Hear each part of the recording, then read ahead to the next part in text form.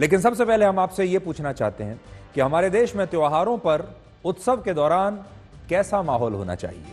हमारे देश में होली और जुम्मे की नमाज पर उत्सव और खुशी का माहौल होना चाहिए, बधाई संदेश जारी होने चाहिए, या फिर डर का माहौल होना चाहिए और पूरे देश में एडवाइजरी जारी होनी चाहिए। जब पूरे देश में होली और जुम्मे की नमाज पर लोगों का जोश हाई होना चाहिए था, तब पूरा देश इन त्योहारों पर हाई अलर्ट पर है। सोचिए, क्या आपने कभी कल्पना की थी कि एक दिन ऐसा भी आएगा जब हमारे त्योहारों पर बधाई संदेश से पहले ही हाई अलर्ट जारी किए जाएंगे। आज देश भर के अलग अलग राज्यों में, शहरों में, गांव में भारी पुलिस बल को तैनात किया गया है ताकि होली और जुम्मे की नमाज पर सांप्रदायिक हिंसा ना हो। कल क्या होगा, इसे लेकर देश के बहुत सारे लोग चिंता में पड़े हुए हैं। कल भारत के 116 करोड़ हिंदू और 22 करोड़ मुसलमानों की असली अग्नि परीक्षा है, जिसमें उन्हें पूरी दुनिया को यह बताना है कि कुछ कट्टरपंथी ये तय नहीं कर सकते कि पूरे देश के हिंदू और मुसलमान क्या सोचते हैं, और वो अपने अपने उत्सव और त्योहार एक साथ मिलकर नहीं मना सकते। हिंदू और मुसलमानों के लिए इन दोनों में एक दूसरे के लिए कितना सद्भाव है, कितनी गुंजाइश है, ये कल पूरा देश और पूरी दुनिया देखेगी। और हमें पूरी उम्मीद है कि इस अग्नि परीक्षा में भारत के हिंदू और मुसलमान जरूर पास होंगे। आज इस पूरे माहौल में भारत की राजनीति को भी समझना बहुत जरूरी है। जिस उत्तर प्रदेश, उत्तराखंड, दिल्ली, छत्तीसगढ़ और मध्य प्रदेश जैसे राज्यों में बीजेपी की सरकारें हैं, वहां होली के उत्सव के लिए जुम्मे की नमाज के समय को बदला जा रहा है, इसे आगे बढ़ा दिया गया है।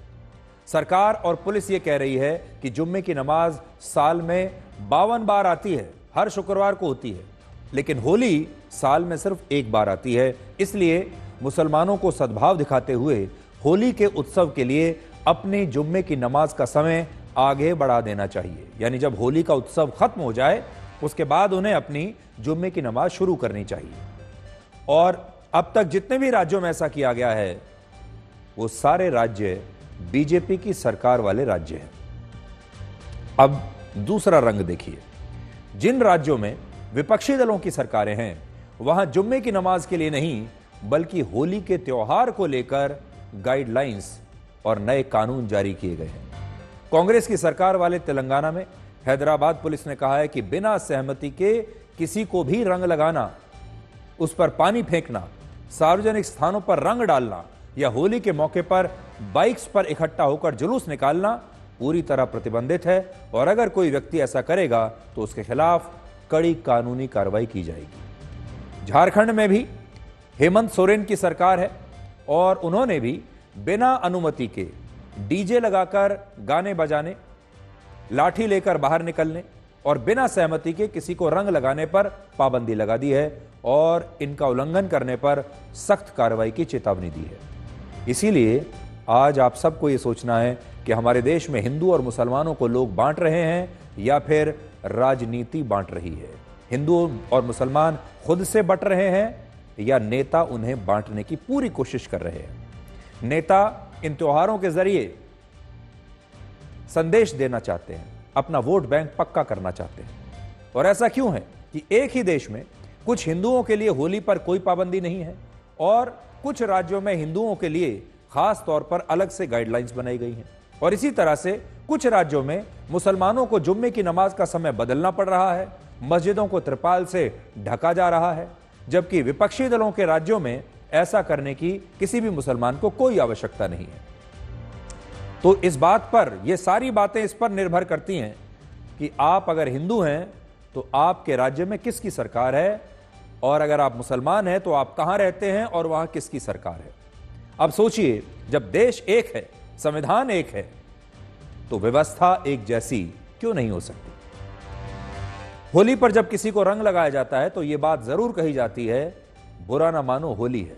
लेकिन विडंबना देखिए कि इस बार डर इसी बात का है कि कहीं कोई होली के रंगों का बुरा ना मान जाए। आज सहारनपुर के देवबंद उलेमा का यह बयान सुनिए, जिसमें वो ये कह रहे हैं कि उन्होंने मस्जिदों को तिरपाल से इसलिए ढका है क्योंकि अगर मस्जिदों पर होली का रंग लग गया तो यह मस्जिदों की तौहीन होगी। देखिए, होली को देखते हुए मस्जिदों को जो ढकने का मामला सामने आया है, हमारी नॉलेज में संभल का ये वाकया है। औरों की जगह और जगहों पर इस तरह का कोई कार्य किया गया हो तो ये मेरी नॉलेज में नहीं है। इंतजामिया ने इसको बेहतर तरीके से कि किसी तरह की कोई छींट या कोई भी इस तरह का मामला ना खड़ा हो कि मस्जिद की तौहीन हो, तो इसलिए भी तिरपाल डलवाया गया होगा। इस बयान से ऐसा लगता है कि होली के रंगों से मुसलमानों का धर्म भ्रष्ट हो सकता है, जबकि यह सच्चाई नहीं है। मुगल काल के मशहूर सूफी संत बुल्ले शाह ने एक कविता लिखी थी, जो आज मैं अपने साथ लेकर आया हूं, और इसकी कुछ पंक्तियां आज आपके सामने पढ़ना चाहता हूं। आप ध्यान से सुनिएगा। देखिए, बुल्ले शाह ने लिखा है, होरी खेलूंगी कहकर बिस्मिल्लाह, होरी खेलूंगी कहकर बिस्मिल्लाह, नाब नबी की रतन चढ़ी, बूंद पड़ी अल्लाह अल्लाह, रंग रंगीली ओही खिलावे, जो सकी होवे फना फिला। होरी खेलूंगी कहकर बिस्मिल्लाह। हम कोशिश करेंगे कि ये कविता आपकी स्क्रीन पर भी आए। इस कविता से बुल्ले शाह ये बताना चाहते हैं कि होली का उत्सव वही मुसलमान मना सकता है जो कि सच्चा मुसलमान है, जो कि अल्लाह का सच्चा बंदा है, जो खुद अल्लाह को समर्पित है और जो सच्चा मुसलमान है। लेकिन आज देखिए, इसका उल्टा हो रहा है और यह बात कही जा रही है कि होली का रंग लगने से सच्चे मुसलमानों का धर्म भ्रष्ट हो सकता है। जरा आप पूरी स्क्रीन पर इस कविता को पढ़कर देखिए। जरा देखिए, मैं भी बीच में से हट जाता हूं और देखिए बुल्ले शाह ने क्या लिखा है। होरी खेलूंगी कहकर बिस्मिल्लाह, नाब नबी की रतन चढ़ी, बूंद पड़ी अल्लाह अल्लाह, रंग रंगीली ओही खिलावे, जो सखी होवे फना फिला। होरी खेलूंगी कहकर बिस्मिल्लाह। तो अगर बिस्मिल्लाह कहकर होली खेली जा सकती है तो फिर कुछ भी हो सकता है। ये सारी बातें वो मुट्ठी भर लोग कह रहे हैं जो मुगलों को अपना आदर्श मानते हैं, जबकि एक और तथ्य यह है कि मुगल शासक खुद भी होली का त्योहार मनाया करते थे। मुगल शासक अकबर, शाहजहां, जहांगीर और आखिरी मुगल बादशाह बहादुर शाह जफर भी होली का उत्सव मनाते थे और इसके लिए मुगलों के दरबार में कई दिनों पहले से ही तैयारियां शुरू हो जाती थी। अलग अलग इतिहासकारों ने अपनी पुस्तकों में यह लिखा है कि मुगल शासक जिन रंगों से होली का त्योहार मनाते थे, वो रंग लाल टेसू के फूलों को इकट्ठा करके बनाए जाते थे और इन फूलों को गर्म पानी में उबालकर बड़े बड़े हौदों में भर दिया जाता था और मुगल शासकों के हरम में भी फूलों का रंग और गुलाब भरा जाता था और मुगल अपने जमाने में धूमधाम से होली का त्योहार मनाया करते थे। लेकिन आज उन्हीं के कुछ अंधभक्त इसी होली के रंग का विरोध कर रहे हैं और स्थिति यह हो गई है कि आज देश में होली और जुम्मे की नमाज से पहले अलग अलग राज्यों में सुरक्षा को लेकर हाई अलर्ट जारी करना पड़ रहा है। और आगे बढ़ने से पहले अब आप हमारी ये रिपोर्ट देखिए।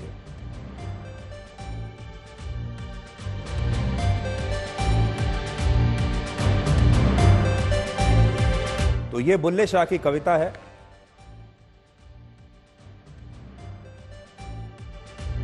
आज जब हमारे देश में होली पर इतनी राजनीति हो रही है, तब हम आपको होली के त्योहार का असली मतलब भी बताना चाहते हैं। हमारे देश में लोग ये तो जानते हैं कि दिवाली का त्योहार बुराई पर अच्छाई की जीत का प्रतीक है, लेकिन ये बात बहुत कम लोग जानते हैं कि होली का त्योहार भी बुराई पर अच्छाई की जीत का ही प्रतीक है। होली शब्द होलिका से आया है, जो एक राक्षस की बहन थी और इस राक्षस का नाम था हिरण्यकश्यप। ऐसा माना जाता है कि राक्षस हिरण्यकश्यप ने भगवान विष्णु की पूजा करने पर प्रतिबंध लगा दिया था, जबकि उसका अपना पुत्र प्रहलाद भगवान विष्णु का परम भक्त था। इसके लिए प्रहलाद को भक्त प्रहलाद भी कहा गया और भक्त प्रहलाद की भक्ति से उसके पिता राक्षस हिरण्यकश्यप इतना विचलित था कि वो अपने ही पुत्र की जान ले लेना चाहता था और इसके लिए उसने अपनी बहन होलिका की मदद ली। होलिका की ही मदद क्यों ली? क्योंकि होलिका को यह वरदान प्राप्त था कि वो आग में भस्म नहीं हो सकती, वो अग्नि में जल नहीं सकती।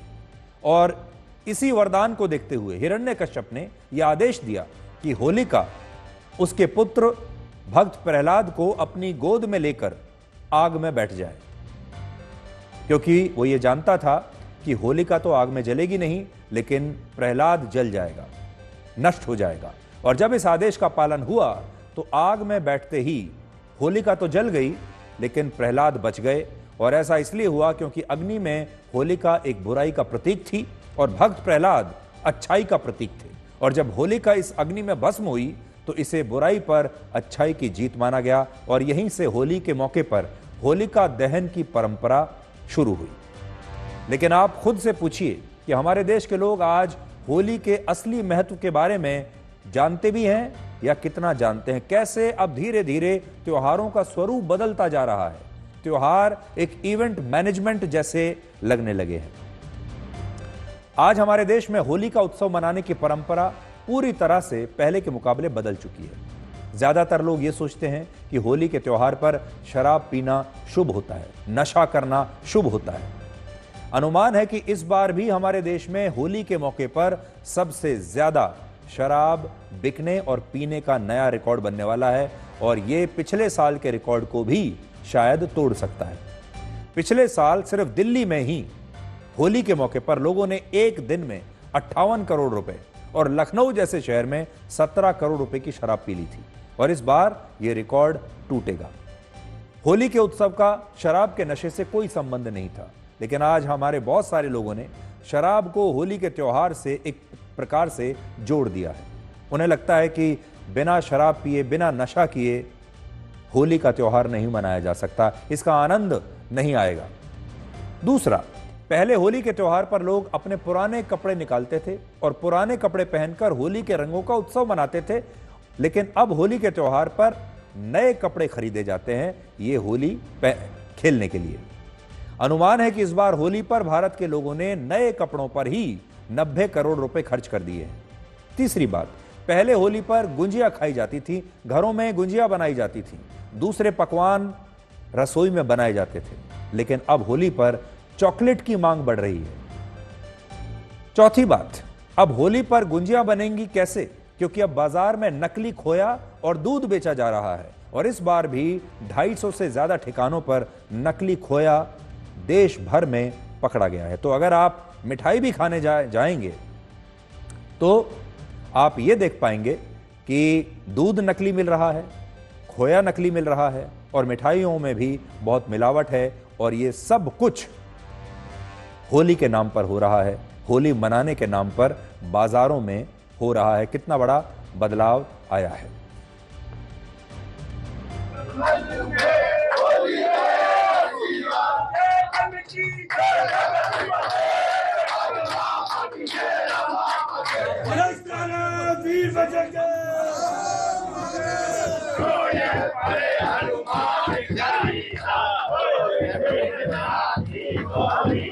साल बाद जब कार्तिकेय महादेव मंदिर के कपाट खुले तो आज जब होली का त्योहार है तो देखिए वहां की जो तस्वीरें हैं बेहद सुहानी है। वो तस्वीरें हैं जहां पर देखिए होली का रंग सुबह से ही कार्तिकेय महादेव मंदिर पर खेला जा रहा है। सुबह से ही जो श्रद्धालु है वो कार्तिकेय महादेव मंदिर पर जो है होली खेलने के लिए यहाँ पर पहुंचे हैं और ये तस्वीरें देखिए यहाँ पर देखी जा सकती है। रंग गुलाल उड़ाया जा रहा है, फूलों की होली यहाँ पर जो फिलहाल खेली गई है।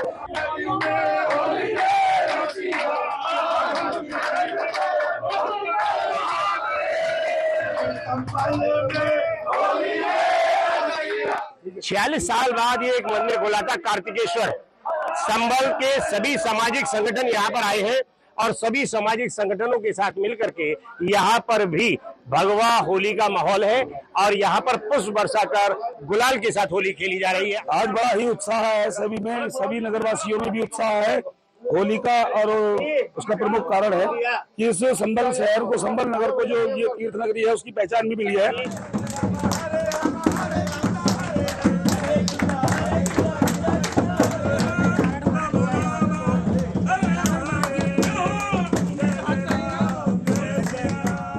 आज यहाँ होली का उत्सव मनाया जा रहा है। 46 साल बाद इस मंदिर जी में होली खेली जा रही है और बड़े प्यार से और स्वाद से लोग होली खेल रहे हैं। आप देखो लोग भजन कीर्तन फूलों की होली खेल रहे हैं। ये 46 साल से बाद में यहाँ होली खेली गई है। हमारे सब हिंदू परिषद और देश के मुख्यमंत्री ने बहुत साथ दिया है।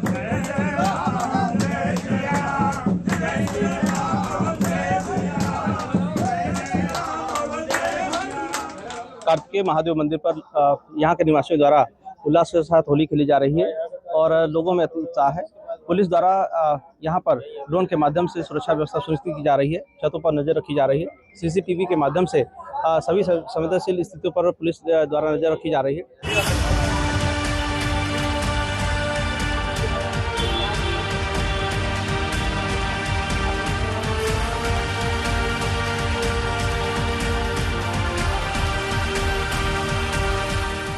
देश का ऐसा कोई शहर नहीं जहां पुलिस फ्लैग मार्च ना कर रही हो।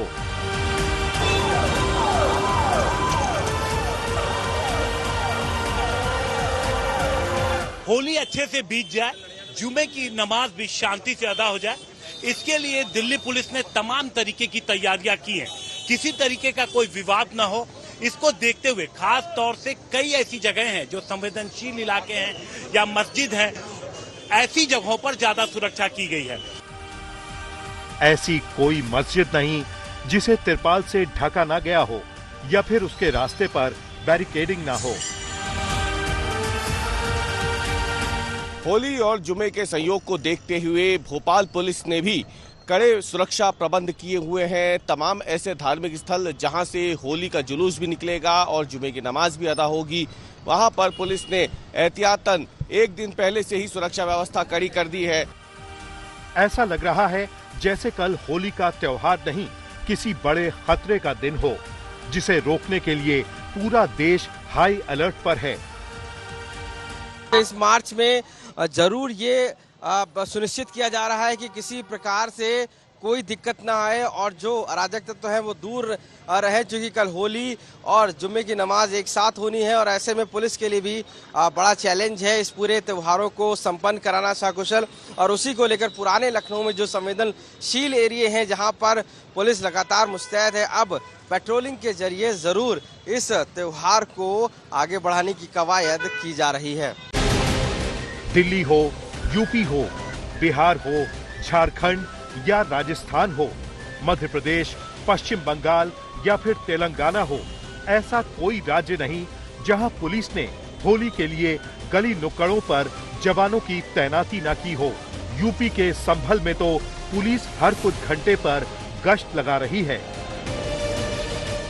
संभल की सड़कों और गलियों में पैदल मार्च किया जा रहा है भारी पुलिस फोर्स की तैनाती के साथ ही। देखिए यहाँ आप देख सकते हैं, ये समाजवादी पार्टी के सांसद जयरहमान बर्क के घर का वो इलाका है जहां पर पुलिस अधिकारी ये पूरा पैदल मार्च करने के लिए जो खुद उन गलियों में मौजूद है, जो कि समाजवादी पार्टी के सांसद के घर के इलाके की गलियां हैं। और यहाँ आप देख सकते हैं, देखिए एडिशनल एसपी और सीओ अनुज चौधरी जो है इस पूरे इलाके में जो खुद पैदल मार्च करने के लिए इन गलियों में खुद पहुंचे हैं। होली और जुमे की नमाज को लेकर ऐसा माहौल बना दिया गया है कि जैसे ये दोनों एक साथ हो ही नहीं सकते। मस्जिदों को तिरपाल से ढका गया है ताकि उन पर रंग ना पड़े। कई मस्जिदों में नमाज का वक्त बदल दिया गया है ताकि सौहार्द ना बिगड़े। इस वक्त मैं मौजूद हूं कानपुर की 200 साल पुरानी जामा मस्जिद के बाहर, जहां पर इस बार 2:30 बजे नमाज अदा करी जाएगी और जिसको लेकर सर्कुलर भी यहां पर मस्जिदों में लगा दिया गया है। पीछे अगर आप मेरे विजुअल्स में देखेंगे तो बाकायदा लिखा हुआ है जरूरी ऐलान, दिनांक 14 मार्च 2025 बरोज जुमा को देश बंधुओं के त्योहार होली को देखते हुए जामा मस्जिद पटकापुर में जुमा की नमाज 2:30 बजे होगी। तमाम मुसलमानों से अपील की जाती है कि घरों में रहकर रोजा रखें, कुरान की तिलावत और खुसूसी दुआओं का एहतमाम करें, आवश्यक रूप से सड़कों पर निकलने से परहेज करें, तय समय पर ही मस्जिद तशरीफ लाएं। इस तरीके का सर्कुलर मस्जिदों में लगाया जा रहा है। ये माहौल देश ने पहले नहीं देखा था, लेकिन इस बार की होली पर एक अजीब सा डर फैल गया है और उसकी वजह वो लोग हैं जो हिंदू मुस्लिम सौहार्द को चोट पहुंचाना चाहते हैं। सारे फरमान मुसलमानों के लिए और मस्जिदों के लिए क्यों है? कभी मुसलमानों से कहा जाता है कि वो घरों में बैठें, बाहर ना निकलें होली पर। अब नया फरमान जारी हो गया कि मस्जिदों को ढक दें। हिंदुओं के लिए क्यों फरमान जारी नहीं होता कि ऐसे किसी मुसलमान पर होली का रंग न डालें जो नमाज के लिए जा रहा हो? या उनको ये क्यों नहीं कहा जाता कि मस्जिद के आसपास ना फटके, नहीं तो उनके खिलाफ कार्रवाई होगी? तो आज त्योहार है, हम लोग अपना हिंदुस्तान में अगर हिंदुओं का त्योहार ना मनाए तो मैं पाकिस्तान में जाकर थोड़ी हिंदुओं का त्योहार मनाऊंगा। जिस पाकिस्तान में 47 में विभाजन हुआ वो पूरा देश आपको दिया, पर आप नहीं गए, आप यहाँ बस गए। उसके बाद आपकी आबादी बढ़ते गई। हमने कभी कुछ नहीं कहा, ठीक है लोकतांत्रिक देश है, जितनी भी सरकारी स्कीमें है सब आपको भी लाभ मिलता है, मुझे भी लाभ मिलता है, पर जब मेरा त्योहार हो तो मेरे त्योहार में तो बड़ा मन करिए आप। कि जिसे पसंद न हो संस्कार, जिसे तलवार पसंद हो वो देश छोड़ के चले जाएं, और जिन्हें संस्कार पसंद हुआ है, जिसे अगर रंग खराब लगता है वो घर में रह जाएं। भाई रंग खराब लगेगा तो कोई लगा देगा तो बाहर झगड़ा होगा, तो ऐसे जो जिसके घर में अंदर रंग के प्रति नफरत है वो घर में रहें। ये हिंदुस्तान है, यानी हिंदुओं का स्थान, अगर हम इसका संधि विच्छेद करें, और जो हिंदुओं का स्थान है वहां पर क्या हिंदू अपने त्योहारों को ना मनाएंगे? उनको यहाँ नहीं मनाएंगे तो क्या पाकिस्तान में जाके मनाएंगे? उनको अपने त्योहार मनाने का पूरा अधिकार है, और अगर इसकी त्योहार की अगर किसी दूसरे के ऊपर कोई छींट पड़ जाती है जो नहीं मनाते हैं तो उसको बर्दाश्त करना चाहिए। होली को लेकर डर का जो माहौल बनाया जा रहा है उससे ज्यादा सावधान रहने की जरूरत है। अफवाहों और भड़काऊ बयानबाजी से बचने की जरूरत है। ब्यूरो रिपोर्ट, आज तक।